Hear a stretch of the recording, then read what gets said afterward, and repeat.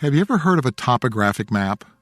Land surveyors use them to illustrate the contours or topology of an area of land. The contours are usually drawn as a series of lines that represent changes in elevation over a terrain or landscape, and many times include some form of coloration to best depict the steepness or ruggedness of an area. You can kind of get an idea of that in this topographic image of the United States.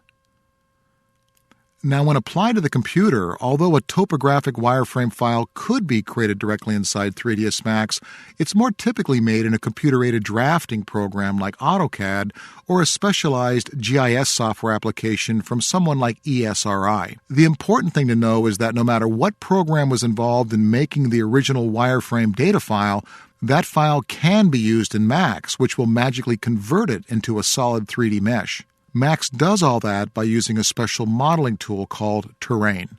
What we're going to do in this video is show you how it works. Let's go into our exercise files, Chapter 11, and choose Terrain Start. Now, this would be an example of a typical topographic wireframe data file. You can see that each of these lines has been drawn with a different contour and a different elevation within the scene.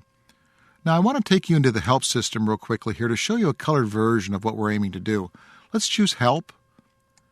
Under User Reference, let's go ahead and switch over to the Search tab, and from here, we'll type in the word Terrain. Click on List Topics, and why don't we start with the first one here? What's this say? Terrain Compound Object. This will probably work pretty good. There we go. So everything you wanted to know about the terrain compound object is going to be listed for you now. And I really wanted to show you these colored pictures so you get a better idea. Here on the left-hand top would be our topo wireframe.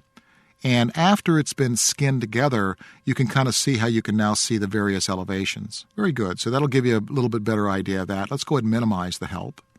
And we can now work on our file.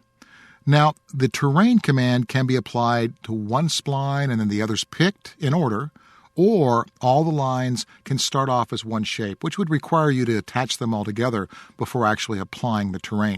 In this particular instance, we've attached each of these individual splines in to the same shape. Let's go in for the attack and see what happens.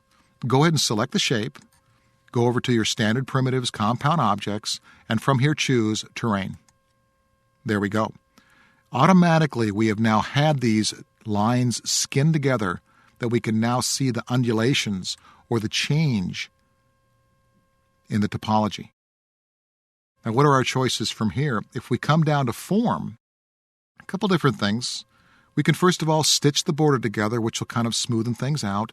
Also, if you're getting kind of a rougher mesh, you can use the Retriangulate button, which many times will make the mesh a little smoother. Now, another setting that might come into play, all depending on how dense the mesh would get, you can find under the Simplification tab. And you can now change this, the simplification, if you want a little less density to your mesh because your computer starts slowing down. In this particular instance, I think we're okay leaving it with no simplification. Let's go ahead and close that back up. Now, what really comes in handy is the last tab at the bottom called Color by Elevation. This will allow us to actually colorize the various elevations, give us a better idea of the low-lying areas versus the ones that might be a little bit higher up. Go ahead and click on Create Defaults. And you can now see how the colors have changed. Let's go ahead and arc rotate around, and each of these colors now shows a different elevation. So if someone comes to you with a file they're describing as a topographic wireframe, now you know you can handle it. Now that's going to conclude our chapter on compound objects. Next, we're going to work on a couple projects that are designed to allow us to apply what we've learned over the last couple chapters. Let's get to those.